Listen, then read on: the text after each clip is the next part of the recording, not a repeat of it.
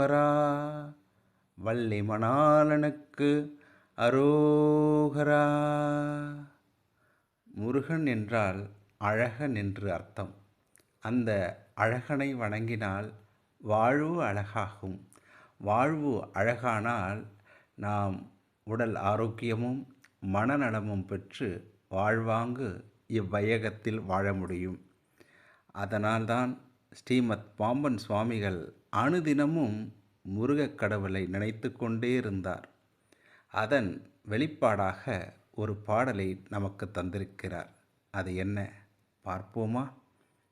எழும்போது வேலும் மயிலும் என்பேன், எழுந்தே மகிழ்ந்து தொழும்போதும் வேலும் மயிலும் என்பேன், தொழுது உருகி அழும்போதும் வேலும் மயிலும் என்பேன், அடியேன் உடலம் விழும்போதும் வேலும் மயிலும் என்பேன் செந்தில் வேல்.